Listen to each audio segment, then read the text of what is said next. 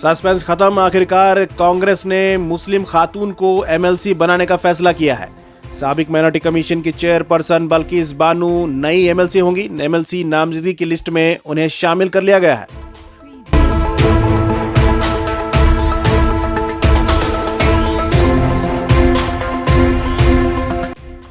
Legislature council इंतखाबात यानी MLC नामजदगी की लिस्ट आखिरकार कांग्रेस ने जारी कर दी है। अकलियती कोटे में साबिक माइनॉरिटी कमीशन की चेयरपर्सन बल्किस बानू का नाम भी शामिल है। कांग्रेस हाईकमान ने 7+1 यानी 8 उम्मीदवारों के नाम जारी किए हैं। अकलियती कोटे में 2 मुसलमानों का मुतालबा किया गया था, लेकिन एक ही मुसलमानों को टिकट दी गई है।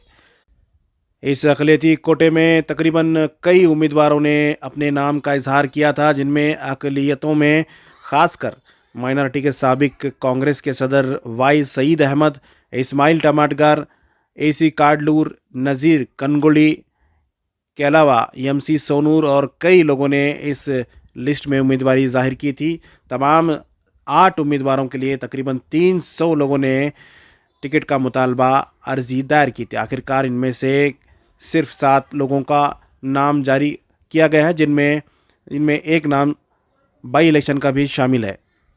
तकरीबन कर्नाटक काउंसिल के लिए तकरीबन 11 सीटों पर ये इंतखाबात होने हैं, यानी नामजदगी होने वाली है, जिसमें कांग्रेस के 4, बीजेपी के 6 और 1 एमएलसी जेडीएस के टर्म कंप्लीट होने के बाद ये इलेक्शंस हो रहे हैं। इस नामजदगी के लिए एमएलए वोट करेंगे।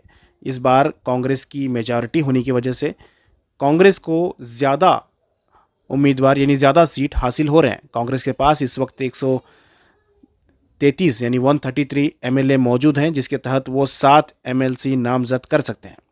बीजेपी के पास 66 एमएलए हैं, जिसके तहत वो 3 एमएलसी नामजद कर सकते हैं। इसके अलावा जेडीएस के पास महज 19 एमएलए मौजूद हैं, जिसके तहत वो 1 एमएलसी को नामजद कर सकते हैं। इन 11 एमएलसी के नामजदगी के अलावा एक बाई इलेक्शन है, जिसमें साबिक वजीर आला जगदीश शेट्टर बीजेपी छोड़कर जब कांग्रेस में शामिल हुए थे, कांग्रेस में उन्हें यह ओहदा दिया गया था। एमएलसी बनाए जाने के बाद वो फिर से बीजेपी का दामन थाम कर एमएलसी इस्तीफा दे दिए थे, जिसके बाद वो सीट खाली हो गई थी। उस पर भी बाई इलेक्शन होना है। कांग्रेस ने उस पर भी नाम जारी कर दिया है।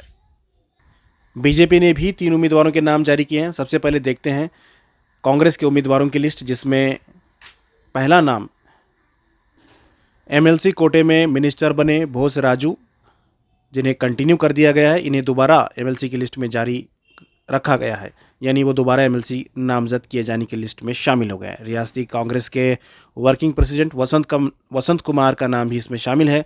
वजीर आला के फर्जंद डॉक्टर यतेंद्र का नाम भी इसमें शामिल है। सीएम के पॉलिटिकल सेक्रेटरी डॉक्टर के गोविंदराज का नाम भी इसमें शामिल है। क्रिश्चियन कम्युनिटी से आने वाले एवन डिसोजा भी एमएलसी के लिस्ट में शामिल हो गए। साबिक कर्नाटक माइनॉरिटी कमीशन की चेयरपर्सन बल्किस बानू माइनॉरिटी कोटे के तहत एमएलसी बनाई जा रही है, यानी मुसलमानों को भी नुमाइंदगी देनी थी। इसमें 2 मुसलमानों का मुतालबा किया गया था, जिसमें बिल्किस बानी को एक ही टिकट दी गई है। इसके अलावा कलबुर्गी ज़िला कांग्रेस के सदर जगदेव गुत्तेदार का नाम भी इसमें शामिल किया गया है, और साथ ही साबिक यूथ कांग्रेस के सदर बसवन गौड़ा बदरली का नाम भी शामिल है। इनके अलावा जगदीश शेट्टर के इस्तीफा देने वाली सीट पर भी बाई इलेक्शन होंगे। दूसरी जानिब बीजेपी ने भी 3 नामों की लिस्ट जारी कर दी है। बीजेपी के जनरल सेक्रेटरी सीटी रवि इस लिस्ट में शामिल हैं। सिटिंग एमएलसी रवि कुमार का नाम इसमें शामिल है।